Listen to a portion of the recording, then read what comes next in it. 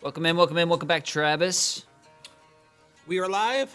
We are recording. I got new teeth. New teeth. Hey, all right. Invisalign. Yeah, Yeah. that's good. Paid $5,000 for it. 5,000. They better work. Sure. Paid a lot of money to have pain to wear trays in my mouth for teeth that are gonna fall out within like 30 more years. You think so? I don't know. When do people get new teeth? You giving it 30? That's generous. I'd be almost 70. I don't. In 30 years, he'll be over 70. Yeah. Yeah. Thanks. We got, So I mean, you lose teeth by the time you're 70, right? I don't think this is normal. When does Like my mom still has all of her adult teeth. 75. Okay. Now my brother is 49 and he listens to our podcast. His teeth are gonna fall out. Oh yeah. Shame. oh boy. All right. Lazy in life. I Okay. see. All right. Anyway, CSG 18. man, 18. Don't let your teeth fall out, folks.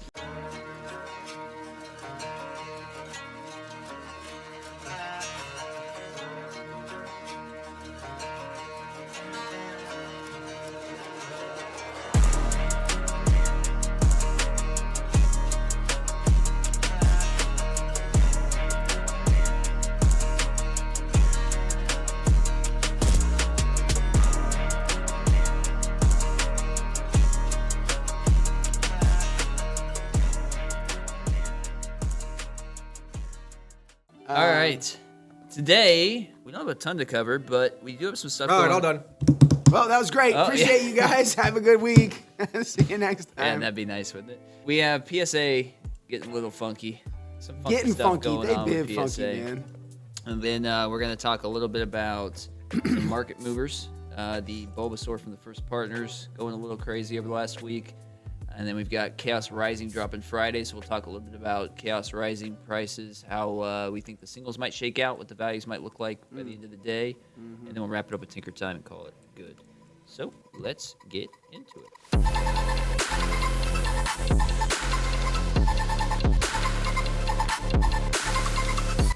So for starters, PSA last week. Was it last week or the last week or the week before, Kraus? I don't remember, but they said that they were doing a $100 million investment since 2021. This new phase was supposed to implement over 1,000 new team members. It was, PSA. Yeah, 2 weeks ago. That was 2 weeks ago. And then over the past week, they decided that they were going to push back turnaround times, and their bulk submissions are now going to be 160 business days, which is pretty much a year for your bulk submissions. 32 weeks.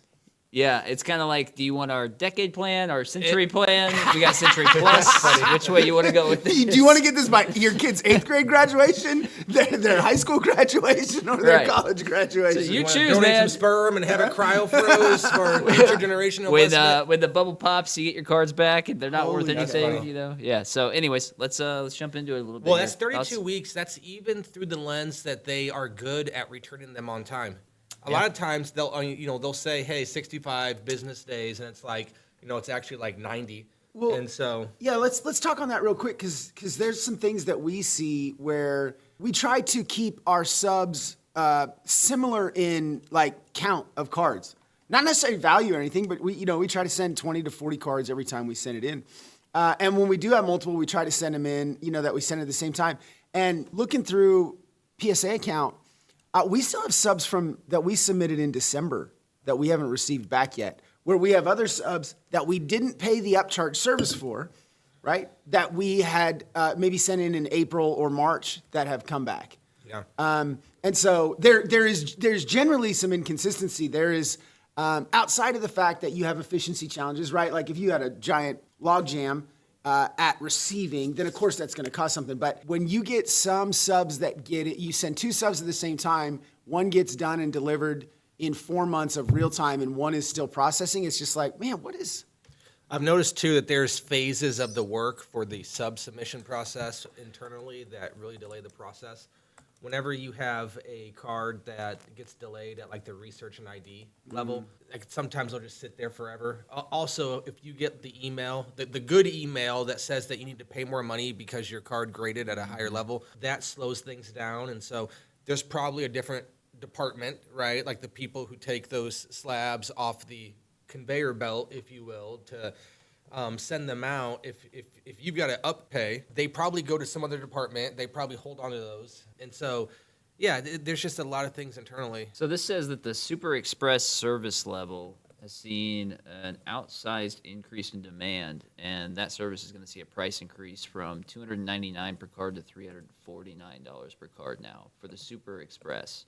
That's your 7 to 10 business day turnaround. That's you pull the Mega Gengar in January. Yeah. And you wanted him, in February or whatever. So that's going up how much? How many They're dollars? increasing it by $50. Wait, you know why? You know why, right? Because people pay it. Yeah. Well, just Right? Like, Trav, if you pull if we open some Chaos Rising this week and you get the Greninja and we haven't got to the market yet, but the market says that it's $1,000 card. Yeah. And if you paid $200 or $250 for a booster box or whatever the market rate is for a booster, $275, and you pull that card, you're probably paying the extra $50 to get the first PSA 10. To get it fast, yeah. Yeah, right. Like, Yeah, so from people will pay it. So this also says, effective May 18th, 2026, we'll be increasing the minimum threshold for new value bulk submissions to 50 cards. Yeah. We know changes like this can cause issues for members, and we appreciate your patience and continued trust. As a thank you, we are extending active Collectors Club memberships by 3 months for free. I don't know, guys. You know how I feel about grading. I'm not really a grader. I know it's a huge part of the market in the hobby, but 160-day turnaround time for your value bulk submissions.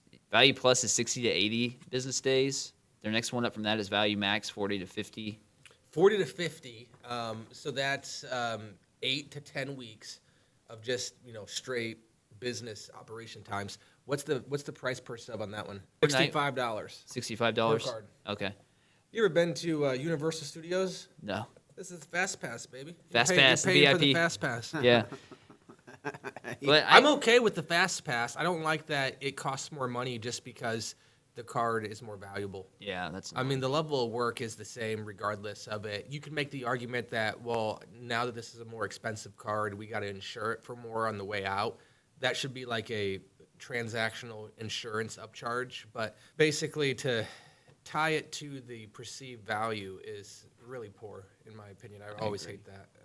Yeah, I can't stand that either. It's another reason that I don't really do a lot of grading. But So I got to spend some time with my oldest brother. He's almost 50. He's been in business for a while. He understands large scale companies. That's kind of who his target is for his own career. And when I tried to just communicate to him the difference between like Tag and AGS, that's one category, and then like CGC and Beckett, that's another category, and then PSA, he was that mix of emotions between incredulous and angry that based on the score that PSA would give, they get to charge you more. Yeah. So they're incentivized to charge you more. And I don't think anybody, I'll just speak for myself. I don't know what the graders get paid. Do they get incentivized for holding on to certain metrics? Do they get paid on keeping population reports? Like are there extra KPIs in there? Is somebody getting paid along those lines? But that being said, it feels like when you have a pay plan for a coworker or an employee that is going the opposite direction of where the company wants to go. When your pay plan doesn't align to what you want the company to accomplish, you generally have a bunch of friction. So when you've got this fee-based structure that's based upon not necessarily what's best for the consumer, it's like, gosh, if you get a PSA 10 on a card, I get to charge you more money. And once again, you just had it pulled up. It's $25 for the bulk submission, right? That covers a card up to what in value? $300? it was 500. Is it 500? I thought it was. Sure. I might have right. changed. Let's you'll put it up in post. Fine. Up to $500. So you mean to tell me that every card that I now grade that's above $500, I get to grab an additional? I think it's $5 or $10. Sometimes it's 20. We graded the SIR from Phantasmal and it came back a 9. We missed. It's almost the same value as raw. Yeah. We got upcharged. And we got upcharged. Yeah. It's, I was also thinking about this because we just talked about this, I think 2 weeks ago, Tag pausing their grading submissions. And so now you've got PSA pushing back their turnaround times. And I'm just wondering if this is an opportunity for someone like CGC or someone else to make a You'd, play. you'd hope that someone You know? steps into it. I mean, yeah, because no one's gonna want to wait 160 business days to get their cards back. They've got to be. I mean, we already are though. That's the thing. well, yeah, that's true too. I mean, we already It are. really starts with the collectors, though. The collectors have to slowly start appreciating other subs, other companies, because we did AGS. They came out well before Tag. They were the first AI card scanning image. I mean, they take an image front and back. They give you the subgrades. It's all They publicly show you- available. It's all available. You don't have to have a login. Yeah. They show you exactly on the renderings what's wrong with your card, which is great because a lot of times it's fantastic. You can correlate what they saw versus what you missed, and then when you look at it, sure as heck, it's there, right? I loved it. We did over 1,000 AGS slabs, and it's. There was nothing wrong with AGS, like the branding. It's not like bad branding. The slabs don't look bad, in my opinion. It's, they did a good job. It was fast. It was faster turnaround time than PSA, and it was cheaper, and they had better consistency from the AI grading. By all definitions of quantitative analysis, are they better, yes or no? I would say AGS is better in every single pillar except for name recognition. Mm-hmm. And because of that, when you have collectors that don't value what AGS brings to the table, when you have a high-end chase card that you want to sell, you handicap yourself because you cannot get the actual going rates because nobody wants to collect that. And there's a little bit of a collector mentality, people who have binders of cards, right? Like, you don't want to have a slab display in your office or in your display that you've got 5 PSA slabs and 1 AGS. A lot of people just, if you're predisposed to be that collector that you want your slabs encapsulated, you probably more lean towards the side of things where it's probably going to bug you psychologically if you have that one-off mixed sub. Yeah. And so you don't want to do it. If you had the choice, I'm going to go by PSA or AGS, you pick PSA every time. And because collectors pick that, the preconditions don't exist for a company like AGS to do well. So as much as we say, well, we want an alternative to come into place, and as much as any market where you say that you actually have the competitive advantage to actually create a competitor, you should be able to do that in this marketplace. Your competitor has super high pricing, super long lead times, and a reputation of them being highly inconsistent. What other competitor landscape in any industry would you say, oh my gosh, this is so ripe for the picking? But because they have such this moat around them that collectors perceive PSA as the gold standard, which they are, and because if collectors don't chase after it, their value is tanked, that's why no other brand is going to be able to get the foothold. And it all starts with, my big point, it starts with collector mentality. People need to start going out of their comfort zone to collect something that they don't prefer for the standpoint of, I'm not, you could say do it for the greater good, but it's going to be so tough for this to happen because I switched back to PSA because I can't afford to have a Bubble Mew sell for 30%, 40% lower in a 10 than PSA. Okay. You just can't do it. Let me just hit you guys with this. So let's start with one of my favorite cards, the alternate art Giratina from Lost Origin. So in a PSA 10, $3,100. A Tag 10 is $26. A CGC 10 is $1,400. A BGS is $2,800, so it's close to that PSA 10. CGC 10 Pristine is $500. Sorry, is $800 less than a PSA 10. Okay, so that's a Lost Origin card. If we do the Bubble Mew, a Tag is $2,200, a PSA is $2,900, a BGS non-black label is $3,800, and a CGC 10 Pristine is $2,500. Now, when we go to the Mega Charizard, you actually finally have PSA not leading the charge here. PSA 10 is $26, Tag 10 is $24, and a BGS is $4,400. Not the black label. I'm surprised. And so what it looks like is maybe with some newer cards that have come out, that maybe BGS 10s and CGC 10s are worth more, which makes me think that some of the collectors are pushing that. But I mean, there's this phrase, right, from a vendor standpoint of these bricks, and when you got PSA 10s of cards, those just sell, man. People buy them. Yeah, I mean, they just were the industry standard for so long that they have a bigger imprint on the industry than any other grading company, which again, though, I think is why we were seeing tag pausing submissions. A lot of people just looking for something other than PSA. And I know the Yeah. majority is still going to go with PSA because they know it's Yeah, proven, and even true. them, their volume increased so much that it upset them, even when they're 4% of the entire grading right? ability, Yeah. right? Like, so it's like, who cares? You know? so you were talking about it, right? So I don't know who runs tag, but my gut says, hey man, good job for recognizing a niche market where it's ripe for being upended, and the current market leader doesn't do things well. We talked about this 2 weeks ago with like GameStop and eBay. Like the people that own eBay currently have not bought stock in eBay, and they've liquidated their stock that they got as a part of working there, and so they don't believe in the company, right? And Mr. Cohen over there at GameStop is like, yeah, well, I think you can do a lot with your company, and so I want to buy it. In the same aspect, you got this guy running tag that says, hey, PSA, you guys, your turnaround is your consistency, your pricing, all this sort of stuff. It's ripe for disruption. And so we're going to do something. And so then they did something, and they got too many people, even though, once again, it's a small percentage, that they had to stop what they were doing. So my gut says is there's just a whole bunch of people out there that want to grade cards.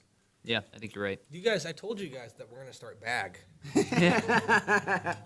Badass grading. Badass grading. Hey, we all talk about bag. That's our little our It's hidden, going to be the hidden gem meme. secret. Just Instead of like a meme corn, it's going to be a meme grade, and Yeah. then people are going to collect it just for the nostalgia.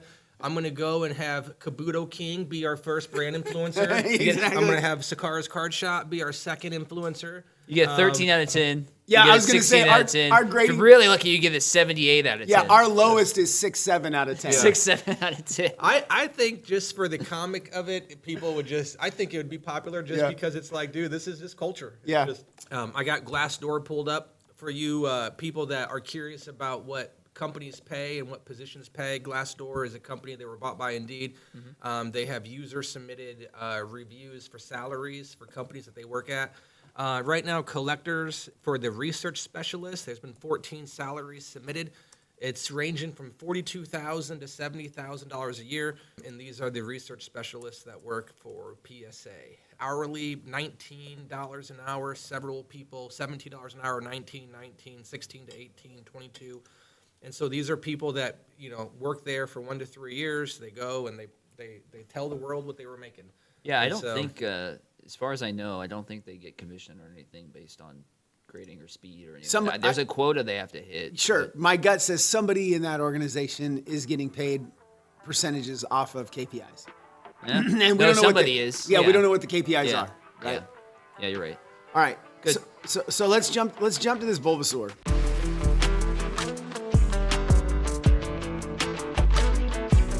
So Thursday night, something happened, right? Is that what you got over there, Jack? Yes. So Thursday night. Well, it was started on X from what I saw. Yep. Thursday night, someone pointed out on the Bulbasaur Mega Evolution promo card number 37 that there is a Pikachu in the background underneath a couple trees. And this caused a lot of frenzy in the market. And overnight, that card went from like a $26 card to a $65 card.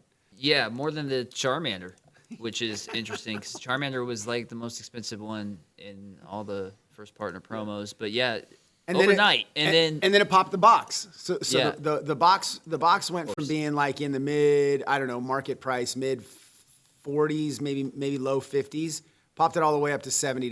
$78 is what it was. Because once again, you got a 1 in 3 chance to hit Kanto, and that's a, $120, $150. it looks like it's course corrected since, but it did spike. It was so the Bulbasaur, just so you guys know, was around like $25 or $30 on its own, and then over that one night there were 700 purchases. Yeah. And it shot to Which $50. Which is 700 out of 4,200 sold, so that's 1/6. So that's 17% total of all the sales on TCG Player happened in this moment where the price went boom.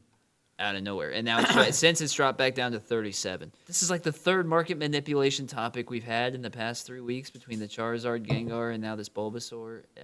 Is this just, I know, but for the viewers, how often does this happen? And how often is it something that gets put on the radar like it has been the last few weeks? I don't necessarily know if I agree. I need more time to form this opinion, and the mobs are going to come out. But I don't really look at it as market manipulation. I look at it as smart people that are looking at the overall holistic demand for that card in the future. There's most likely probably not going to be very many more reprints, if at all. Like, this is like the first time the Series 1, Series 2, like, is this like a limited edition? They only print Series 1 on the lead up to the 30th anniversary. They're going to go Series 2, Series 3, and then they're done. Like, if it's not going to get reprinted, then you have a finite number of product. For every box that came out, only 33% of those actually have the Kanto pack in it. I mean, we're assuming. We're assuming. We don't know. I'm assuming that they're seeding each series. It would be nefarious of them if it was 1 in 6. Yeah, 1 in 6 Kanto, or maybe they could say, "Hey, we know people love Kanto, but we opened a lot, and I felt like the Kanto didn't come as frequently." That's as what I'm saying. Who knows who's sniping promos off the factory line, like Fusion Strike style? You know, who knows? Yeah, and then the idea that those once people start seeing how hard it is to get those into 10. And just, if you look at it, I look at like the old Generation Mythic Collection style full arts that came out with the Generations 20th anniversary. Super cool full art things. Those things are really hard to get in 10s. And if you bought 500 at, what was the average price paid? Probably $35? Less. Average then would have been about 30. Even cost averaging as the floor goes up, as you buy deep into 500? Well, I mean, okay, yeah, 35's fine, based on that. So 35. So how much true money do we have invested? Yeah, I mean, if 700 were sold at $35, yeah, I mean, you're 24. And what's one right now in a PSA 10? I'm just trying to like do the simple math for somebody trying to take a shot. If you have, because here's the deal, we talk about this a lot. We had a segment on a previous show that talked about the fun money that people spend in the hobby. Right now, if you put your fun money into the hobby and you can't get product from Walmart and big box retail, you're paying 11, 10, 12 bucks a pack versus saying, hey, I'm going to put that money into singles, and I'm going to try to put the money into singles in a place where I could probably get a really good investment and a really good return. How is this card not one of the top cards that elevate to across all the signals of what you could buy? How would this one not be one that you would consider for long term that you would want to hold on to? I can understand that sentiment, but here's my thing with this. The way it was done, propping a Pikachu hidden in the background up to pump the price of the card is market manipulation, in my opinion. The fact that this went from 100 sales a day to 700 sales overnight is a clear-cut indicator. And the fact that it course-corrected as quick as it did as but well. Is it... It course-corrected on TCG Player. It didn't course-correct on eBay. There are still cards being reported today sold on eBay for $46 and $49. 59 sold 2 days ago. Its average price on price charting for a raw card is $57. Even though TCG Player says $37, eBay still says $57. And a PSA 10, back to your question, to answer your question, is $570. Okay, so not as big of a jump as a 10x. But I mean, if you got 700 of them and you got a 12x, 15x at $35. And the thing is, manipulation is so somebody sees value where other people don't. And so because a person sees value there and they decide to act on their perception, that's them manipulating the market. You had every opportunity to buy that card before somebody else did that. It's manipulation because you had somebody that was more savvy. It's like when you're on Wall Street and you got somebody buying a stock or they're buying puts or calls and they end up cashing in huge on it. Like, we don't really fault people on Wall Street for doing it. People running the stock market. It's you had every opportunity to do it, and now that the price is higher, you're mad because you missed the opportunity. Like, well, I don't think anybody's mad. I just think there's people big mad. There's people big mad. Bro. Big mad. I don't know. I know it's been a minute since you've had like little toddlers, but this is like all of the emotions and all of the screaming and pouting. And let me jump in real quick. Sorry, I know I'm interrupting, Jack, and I apologize, but I'm gonna go. Which is, people throw out phrases like market manipulation when money that they don't have enters into the market. Okay, so remove Pokemon from it. Go back to have it be houses, right?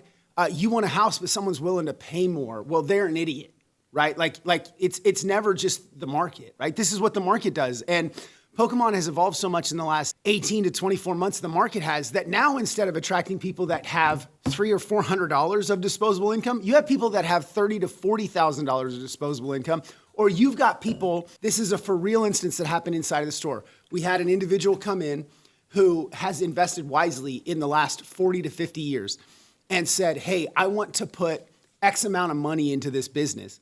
And it's more than any average person comes in and buys. And they didn't want to buy into the business. They just wanted to buy product, right? So they invested in Pokemon via our store. That's a thing that didn't used to happen. And so if you've got somebody who is doing their internship this summer for an investment firm or for high net worth individuals or however people want to talk about what a rich guy is or a rich girl is, and they say, hey, you got $50,000 over here. Let me go invest this in some booster boxes of Pokemon, right? And let me keep track of it. Like, you could make a name for yourself as an investment advisor by going and buying Pokemon product for customers and showing them that their returns are significantly higher than crypto or whatever, right? And so when that happens, the people that have been in it for a long time sit back on their butts after they got knocked down and they say, oh, it's market manipulation. No, man. Once again, if the arbitrage is a 15x on a card at 567 for a PSA 10 and you just bought all of them that you could to try to hit it, I mean, technically, yeah, okay. I'm okay with it being market manipulation. I'm okay with somebody who had no intention of spending $25,000 seeing a post on X and making an impulse decision to buy that, because it used to be 3 years ago, no one in one day was going to spend $25,000 on Pokemon, right? Now you have people all over the globe and all over the United States dropping thousands of dollars on Pokemon at a time, not only just to get it to rip it, but to get it and hold on to it. Back to my point here from scarcity and PSA 10. Of all the cards that we have in the shop, Trav, tell me we don't have cool cards. We have cool cards, we right? have some good ones. Yeah, we have some cool cards, right? Let me guess, though, with what? We have a Shining Charizard. Oh, okay. Right? Yeah. We have a Rockets Zapdos EX. Super cool card. Of all the cards that we have, currently one of the most expensive cards we have is a Haunter illustration rare from a battle deck, right? That's true. And so, like, I've got a. This is, in my opinion, this is one of my favorite cards that we have. This is a League promo Pikachu first edition, but it's got a first edition and a promo on it, right? Like, it's a mistake. It's an error. Wizards of the Coast, right? I've got these Haunter cards over here in a PSA 10 that are worth 65% more than this. Like that's the world we live in. I do understand. Jack, you make your point because I want to chime in more too. Yeah, so like the course correction on TCG Player, and then to Krause's point, it's not doing that on eBay, but I don't think eBay reacts as fast, is my opinion on that. Yeah, the addressable market, actually, the larger addressable market is actually eBay. It's not TCG Player, but we don't have access to those numbers. Yeah. But then I also wanted to kind of backtrack a little and ask about, so from your point, Krause, people getting big mad about cards getting increased and people with more money coming into the hobby and making moves. But like, what about the reverse effect when somebody's decreasing the price of a card, like we saw with the Gengar over that one weekend where it dropped to 700 something, or the Charizard dropped to 700? I mean, what's the play there? If you're saying it's not market manipulation for one intent or another, I don't know what else. Sure, you would call it. That's a good call out. When you have bad actors that are intentionally trying to create phantom listings, they buy phantom listings to artificially decrease the price. That's textbook manipulation. The intent of you doing that is you're going out of your way to circumvent the process to funnel funds towards a listing that's not an accurate listing so that the market price data would be reflective of that lower listing. That intent and the mechanics of that is different than you having a lot of money. There's a card that you want. You're going to go spend that money with real people, real sellers that have that card. You're going to buy out the floor. So when I say buy out the floor, that's just a good way to say that, hey, right now, for example, the Bulbasaur card has 160 sellers.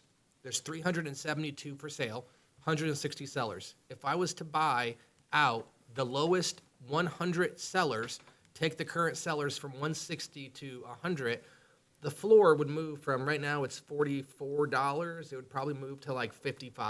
I'd have to go through 5 pages. But my point is, I invested $10,000 and I increased the price by 25%.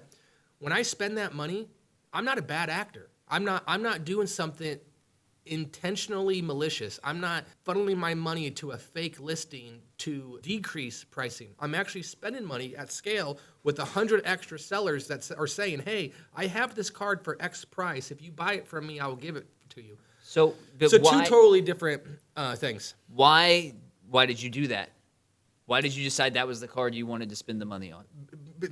Back to my point, because I'm making an outsized bet. I'm willing to pay a 20% premium on card number 100 that I'm buying. So when I talked to Josh earlier and I said, hey, what's the weighted average? There's a card right now, lowest listing for 42. If I go to page 10, I'm at the bottom of page 6. There's 10 listings per page. I'm at $47. So the first 100 listings, I've only moved the price by $5, right? So Hold sure. on. So with me deciding to buy 100, I'm deciding that I'm willing to overpay above market. So imagine this. I see that card as a valuable card. You have that card for sale for $42. I'm willing to pay $50 for that card because I think that everybody else has it underpriced. So I'm going and I'm paying seller number 100 20% more than the current market price is today because I think everybody else has it wrong. I think that card is going to pop off. And you just have to look at history. You want to know how we can look at this? Look at the Bulbasaur from Stellar Crown. It was $30, $25. Now it's $125. So just in 2.5 years, you've got a similar Bulbasaur that is 5 times more. And what I'm saying is that because there's so many sellers right now that's trying to sell that, I'm saying that, hey, in 2.5 years, this is not going to be a $40 card. This is going to be a $200 card. And as a result of that, everybody else is silly. Everybody else has this wrong. I think I know more than everybody else. I'm going to invest $10,000 because I think that this card is going to be a hugely collectible card 2-3 years from now, and I'm okay sitting on that. That's not manipulation. That's you're deciding to put your money into something that you think is going to. But that's not my point. That's not what I'm driving at. Okay. My thing is that the average person is not going to put all that work and research into that. They're going to go on X. They're going to see somebody say, "Oh, there's a shadow Pikachu in the back of this Bulbasaur," and they're going to go buy that card. You're buying it because somebody on X told you to. That's the manipulation. That's what I'm getting. That's herd mentality. That's mob mentality. That's not herd mentality. That's fact. That's somebody saying hey, this is all over X. People are saying I should buy this card, so I'm going to because there's a shadow Pikachu in there. Correct. That's following what everybody else. He's talking about he's talking about the market mover, and you're talking about the 95% of the other sales that occurred. Right. Which is the manipulation part to me. And I'm not against it or opposed. I have no say in this. I'm indifferent either way. But did the guy who pointed out that there was a Pikachu in that, was that the person that bought all the cards? We don't know. I don't know. That would be more on the side of manipulation. But even if it was, good for that guy to recognize what nobody else did. Yeah. I mean, that's fantastic. You saw that there was a Pikachu on there, and the Pikachu on there is going to pump prices. You were more savvy and shrewd than everybody. Like I don't hate the game. The people that are doing that, it's like everybody else has a fair opportunity to do that. Now, you may not have the money to do it. Not having the resources to do it is a separate thing, but don't hate on the people that do have the money to do it because you had every ability to buy that card at $32. Now that it's $65, now you're all big butthurt and mad because you can't go and do it. You weren't complaining about this the entire time that it was $35. In the same way that the Bulbasaur from Stellar Crown, you could have bought it $35, and now guess what? You can't find them as much, and now they're $120. So the market price has moved up 4 times, and all the people that complain about pricing, if none of this existed, nobody would be in the hobby. I mean, I'm telling you that if there wasn't people pumping the hobby, like the crypto bros that are trying to really invest in this, and this hobby would not be as enjoyable. People wouldn't care about the hobby. If you bought a $4 and $4.50 piece of booster pack, and the best card that you could pull out of there was $20, we would be like Dragon Ball Z. We would be like, you pick it. That's what this hobby would be, and nobody would care about it. You got to take the good with the bad across all of this, and just embrace it, and just know that you have every opportunity to do the exact same thing. So if you're looking to make money in this as an investment, gain knowledge, have knowledge about this, so that you know where you're putting your money. On the same token, we say buy singles, buy singles, buy singles. Well, yeah, don't go buy Ascended Heroes at $15 a pack right now. Go spend your money on singles. Well, if you're going to spend your money on singles, what single? Well, I don't know. Maybe Bulbasaur rises to the top as the prime signal, and maybe this people who bought it said, everybody else has this wrong. It was the same way with the Charizard UPCs from 3 years ago, the End of Sword and Shield, when you had the Charizard. Yeah. You could get those. No, that's fair. This got way down another. I was just asking how often it happens, but I'm not mad at Jack. I'm just. This is. He's right. He's fair. He's fair. Everybody else, not everybody else. There's a lot of people that are mad like you, and I'm just like, I think that people are looking at this from a vantage point where they're not evaluating it from the totality of what the decision actually is. Yeah, I'm not mad. I just I want to know if you guys wanted to help explain how often it happens. So here's 3 more. Okay, so here's another one that hasn't corrected. It's the Wiglet from SV1. So the Wiglet from SV1, it's a fine card, right? It has 2 love discs in it, but it has a Psyduck in it. And in the sales, Is that a promo or is that no, from base? it's from SV1 base, an number illustration? number 206. Yeah. So 90. So in the last 90 days, 526 have sold. 100 of them sold on the days of April 22 to April 24 at low of $10, high of $20, average of 13.65. That card now is a $35 card. So the market has not corrected on that card. So it did what the Bulbasaur did, but it hasn't corrected. So that's that's a card out of print, right? SV base Wiglet. Okay, here's 2 more that have gone the direction that you were talking about. One is the Charizard from Phantasmal Flames. Yesterday and today, I mean, we filmed this on the 19th. This is a Tuesday. Yesterday and today, there are multiple sales of sub $500 for this card. Are they English? It doesn't say, there's no pictures. Of course it doesn't, because it's Right. TCG player. Yeah. Right? So 495, 495, 478, 450, 449, 478, 485, 490.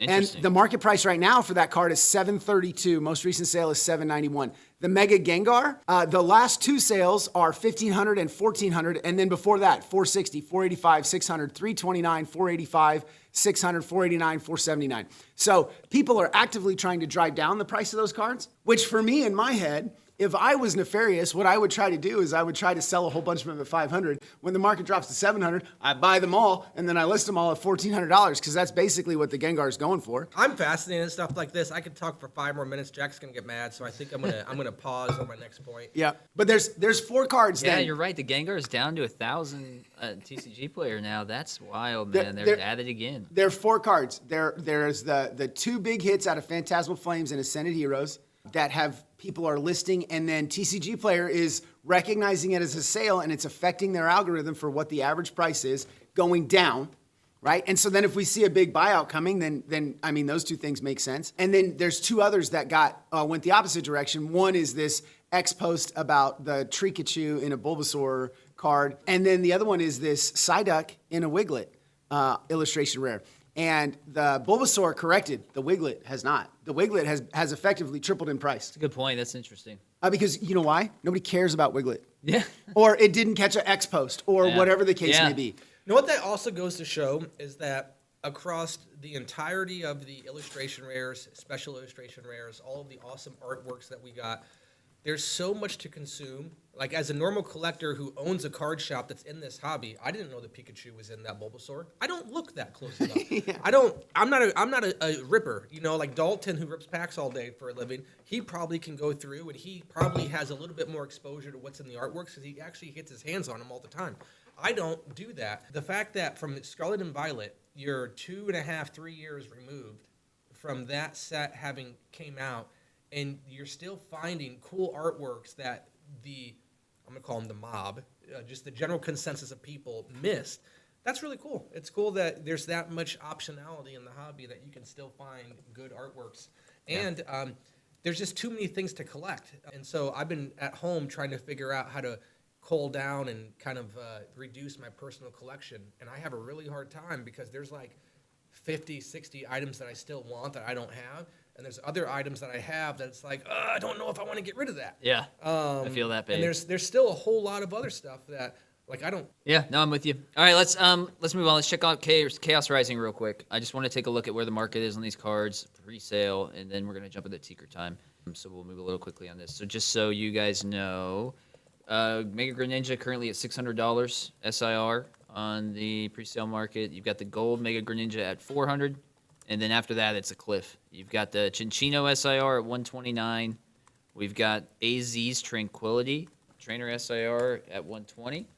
And then the Draglage at 115 to round out the top The five. draglage. The Draglage. The Dragage. Dragalgy. Like algae. I know. But yeah, so guys, what do we think of Chaos Rising? Is this a flop set? Is it going to have some secret bangers? Where do we think? I pricing's think gonna fall on this? I think this set has some fairly playable cards. I know that this doesn't impact a lot in the sense that it's the set that would be played for the World Championships, right, of the game. And when I say playable cards, I mean it's got this one item card that is like hand disruption for your opponent, and there's one Pokemon that disrupts putting damage counters on, right? Commons, super commons cards. Outside of that, from like a meta standpoint in the current environment, there's not much here. Set, which has some really cool art. Like the Dragalge is a cool looking card. Yeah, you the might have- Greninja is a cool looking card. It's not $1,000 card based on the Greninja or based on the Gengar and the Charizard. I agree. You got other stuff like the Delphox, some other support Pokemon that you might see here or there. Yeah. You've got Philippe. It might show up in like metal decks, but overall, yeah, there's not. There's not much substance here. It's once again a 1-to-1 set with Ninja Spinner. Yeah. Ninja Spinner is not the world's greatest set from a selling standpoint. I mean, it does have cool. It's got what is it? The Fennekin, the Chespin, and the Froakie, Frogadier, and Greninja line that are all like nice arts. But That connect. It's giving very Phantasmal Flames vibes from like a value standpoint, where you got the Charizard up and then to you've card got 1. all the SIRs. I don't think Greninja can compete with Charizard. No, you're right. I'm just saying, like, you got one big boy card, right? Yeah. And then the rest are going to be like $30 to $40 SIRs. Which probably. makes it feel more along the lines of Perfect Order. Yeah. Well, Right. Perfect Order's still kind of holding value, isn't it? I mean, I still that's think the- packs are like, somewhere between $5 to $7. They're not the 10 Yeah. to $12 that Phantasmal is. It's not an But like from ascended. the SIRs, there's because you got Gen 1s in there. I guess is the difference. You got Clefable and With Perfect Order? with Perfect Order. Clefable and Starmie are Gen 1. Fair. So they might Yeah. hold a little more water. Yeah, you're right. I don't think the other SIRs are going to be up in the $100 plus range. Yeah, no, they're probably gonna be like $30. It reminds me of like SP1 base. Yeah. Right? Yep. Where your number 2 card's $40, your number 1 card's maybe $100. Yep. How What do many? Remember, we had a segment the other day about TCG player being such a very small percentage of the overall sales velocity of how people actually buy product. Yes. But how it has a disproportionate relationship to what people derive market price as. Yeah. Just take a guess. I want to guess from both of you guys. What number of Chaos Rising ETBs have been sold on TCG player lifetime up until this very moment? How many? How many? How many ETBs of Chaos Rising has sold on TCG player? And I'll give you a time. Sales started March 18th, so there's been 2 months of sales for Chaos Rising ETBs. 800.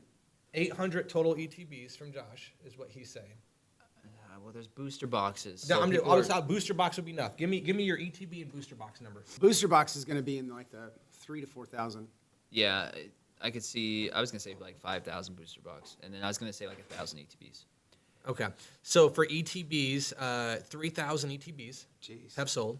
Okay, That surprises me. 3,000 ETBs on TCG. For booster boxes, we've got 2,595, so 2,600 booster boxes. How many? So How many- more so ETBs. more ETBs than More boosters. ETBs than booster boxes. Okay. That's now, interesting on the here's main the series. point I'm trying to make with that, and I'll layer onto this. How many total ETBs do you think have been pre-sold? We don't. I don't have this number for anybody, but 3,000 is such a small number. In my opinion, 3,000, when you have the largest institutional platform of where people put pre-orders in, to my knowledge base, when I look, how many ETBs did we get? We got about 450. 450. I was just going to say 3,000 feels like a number that the entire metro of Kansas City would receive on wave 1. Yeah, it would be. If not more. I mean, more than I'm that. saying that's 1%. I'm thinking 1%, or if not way smaller, Yeah. because 1% that would mean that there's only 25,000. Yeah. No, it would mean 250,000 Yeah. ETBs. Yeah. Countrywide, nationwide. So my point that I'm trying to make here is that when we talk about market pricing and pre-sale and what people are willing to pay, you've got a platform like TCG Player that, if you had to guess, have probably accounted for 1%, 5%. I mean, it's a low number statistically of all ETB sales, but yet it's the source of truth for what market price is. When the other 99% of the ETBs that sold out there nationwide haven't been actually sold on that platform. And here's why. We talk about market manipulation. Look at the booster boxes. You've only got 16 sellers right now selling booster boxes. On TCG Play. Yeah, so there's 689 total booster boxes up for sale across 16 sellers. And What's the market price right now for a booster box? 260? 255. Lowest listing is 258. Okay. But here's the deal. This is why people don't have booster boxes yet, right? And a lot of card shops, they don't get that many. Look at the sellers that are selling booster boxes. I'm just going to go in order of total number of sales. 50,000 plus sales, listing 2. Listing 3, 50,000 plus sales. Listing 4, 50,000 plus sales. Listing 5, 50,000 plus sales. When you look at the actual sellers, these are distros, dude. These are distros, or these are people that have direct relationships to get hundreds and hundreds of booster boxes that they use in TCG as their sales vehicle for liquidating product through a pseudonym, because this product is not making its way to normal brick and mortars, normal mainstream. And the only reason that you're having 50,000 plus sales is that when you look at these exact same people too, go to their profile and actually see what else they're selling. They're selling all the pre-order product. They're selling 3-pack blisters. They're selling booster bundles. They're selling ETBs. They're selling sleeve cases. They're selling it in case counts. They're selling it all over the place. I don't have a problem with the manipulation that you had a conversation about with the Bulbasaur. I have a big problem with this. Yeah, I agree. This is drastically different scenario. This is something we've talked about in length, me and you. Yeah, I agree with you, man. It's only 1% of the sales velocity. It's not even that big of a number. I mean, you've only legitimately have had 2,500 booster boxes sold. So. And this is a problem on both sides. This is a problem meaning that if it only represents 1%, then it's actually not a true market price, right? Right. But it's the best proxy we got.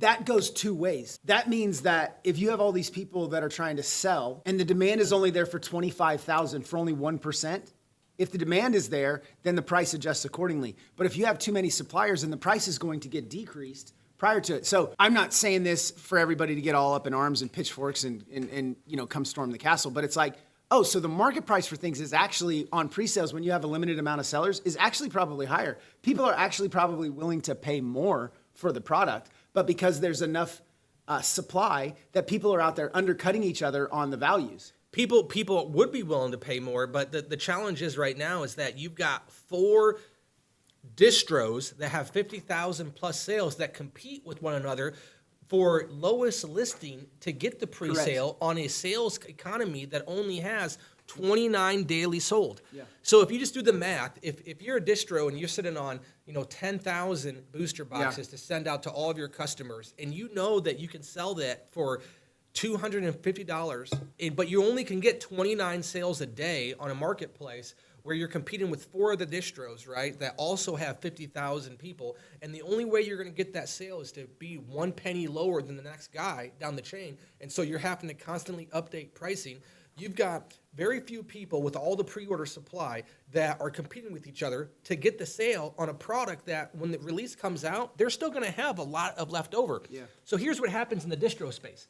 3 weeks after the release comes out, we'll have 3 distros that will come to us and say, oh, we've got some special product. We've got some more product, right? And we'll get offered it to us at 20% less than market. So if market's $250, I'll be able to buy 20%, 30% more than what I got on initial allocation. But you got to pay $200. But I'm paying $200. Well, these guys that have leftover inventory that are paying a 13% fee plus shipping, to them, they're going to discount it to me at 20% less market.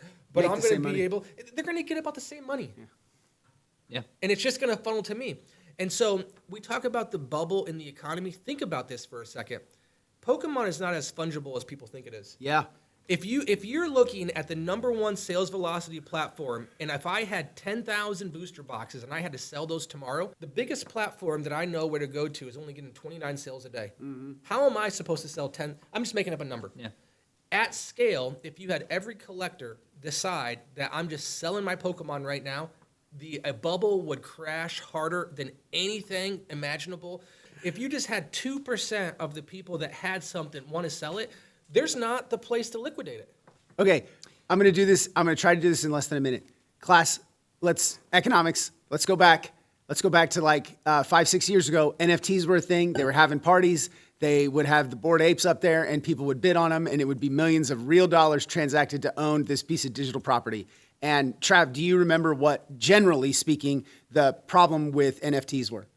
You couldn't sell them after the hype died down Okay. from having bought them. So you couldn't sell them. That is the definition of the word fungible. NFT is a non-fungible ticket type to something. Token? NFT token, non-fungible token. So fungible is this fancy word. Here's your $12 education for today. Put this word in your pocket. Fungible means that it can be sold.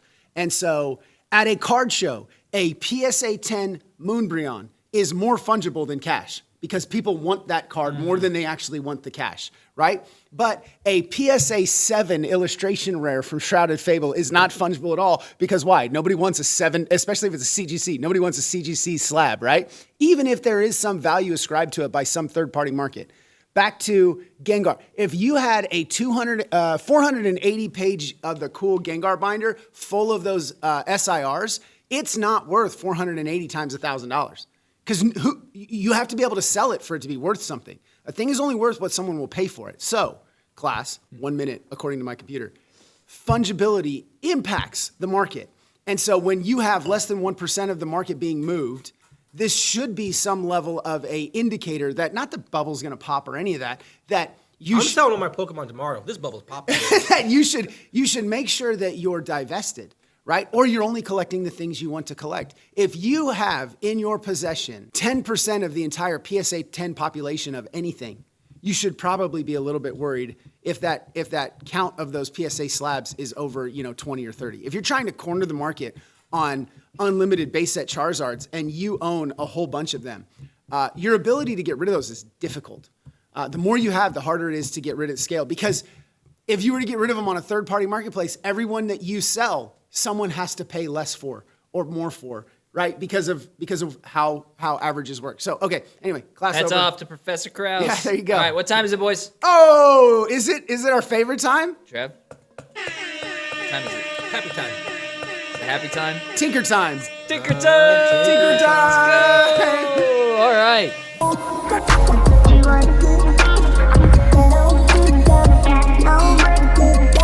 All right, guys. I was Tinker ready. time. You were almost ready. You were Yeah, I very still missed it close. by a second. Yeah. A for effort. So I have been playing a lot of Subnautica 2 lately. Sorry, I didn't mean They don't make that noise in Subnautica 2. Yeah. But today is about noises. Okay. So Subnautica 2 is completely terrifying. You are in the middle of just a ocean of void. Yep. Just a thalassophobia nightmare void where you're just hearing roars and sounds all around you from giant sea beasts and you don't know what they are, where they are, or you can't see them. Something like that. Yes. He's so proud of himself. So that's more like Iron Lungish. I don't. But in the spirit of Subnautica, what we're gonna do today is we're gonna take a Pokemon Cry quiz, where I'm going to play the sounds of Pokemon Cries. These are all Gen 1, just so you guys know. Okay. And they're from the game, and you have to try and guess which Pokemon this cries for. But it is multiple choice. The only caveat is the only quiz I could find doesn't tell you whether or not you're right or wrong until the end. So we won't Okay. really know. Find out. But yeah, let's jump into it. You guys can work as a team here. Okay. All right, first one. Your choices are Geodude, Rattata, Cubone, or Charmeleon. I know. Geodude, Yeah, what do you think it is? Cubone. Yeah. Rattata, Cubone, or Okay. Charmeleon? We're going Cubone? Cubone. Okay. Next one. That's Coffee. not a choice. Okay. Nice. I loved it though. The confidence. I do too. All right, so let me play it Play it again. Paris, Ivysaur, Sandshrew, or Dugong. Play it again. What are my choices? Paris, Ivysaur, Sandshrew, or Dugong? Sandshrew? I'm guessing.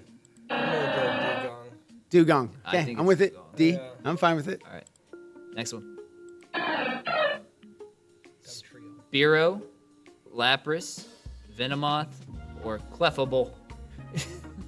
The first one. Spiro. Spearow, Lapras, Venomoth, or Clefable? Want to read? No, he said Might it. be Clefable. Dude, I got no idea. Where we go? What do we The got? first one. Spearow. This is not your phone a friend Kraus best moment. I did not expect Travis to lead the I charge love it. here. I love the it too. confidence. It's awesome. Yeah. Onyx, I was actually don't read the rest. Kadabra, Nope, Onyx. Charizard, or Poliwag? Onyx. Onyx, Kadabra, I'll do Onyx. Charizard, Yeah, Poliwag. that Onyx. Okay. Diglett, Cloyster, Magneton, or Psyduck? yeah. Dude, if you're in Subnautica and you hear this, you get out. So what we say, Magneton? I love this game actually. This is awesome. You said Magneton? Yeah. All right. Oh.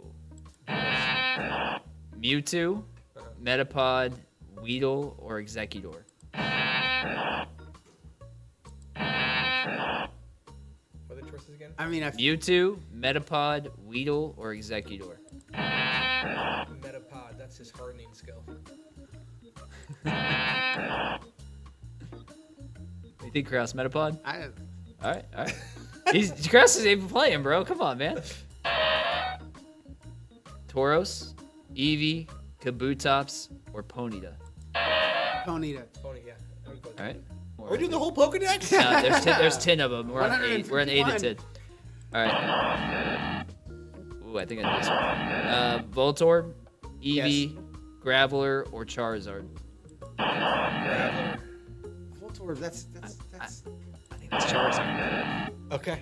Okay. I mean, you guys think it's Go, Charizard? Jack. Yeah, Jack's in on this now. I love it. Okay. Nidoran male, Slowpoke, Scyther, or Arcanine? Scyther. Scyther? Yeah. I'm with it. What do we get? Last question. Vaporeon, Krabby, Paris, or Slowpoke? I think it's Vaporeon. Sure. All right. We got 6 out of 10. Oh, pretty good. Which All one did we right, get so right? question 1 was Rattata. We guessed Cubone. Ah, Rattata. Question 2 was Dugong. We got Nice. that one right. Good job. Question 3 was Spearow, Yep, which good Trav job. nailed. Trav knew that when he first said it. Question 4 was Onyx. Yep. We got that right. Nailed it. Question 5 we said was Magneton. It was Diglett. Dude, so that terrifying noise I said in Subnautica was a Diglett. Question 6 was Metapod. Okay, good job. Trav got that one. Question 7 was Ponyta. Got that one right. Yeah. I was wrong. Question 8 was Voltorb and not Yeah. Charizard. Yeah. This needs to be the Christmas game for employees that they win a prize. Yeah. Okay. Yeah. Okay. Yeah, we should. Question This 9. and your drawing game, both. In the drawing game? Okay. Yeah, those are both good. I got you. Vote on who. I got another one. We got to do reverse charades. We're going to do that at Christmas, too. Okay. All right. Question 9 was Scyther. We got that right. And then question 10, I said Vaporeon. It was Paris. Okay. We got that wrong. So not bad. 6 out of 10. Yeah. That's great. That's great. Cool. cool. All right. That's All it, right. guys. 18 Later. episodes. Thanks for playing. Guys. Catch you All next right, week. let me go buy out some more Bulbasaurs now. You've revealed my tricks. Oh, jeez.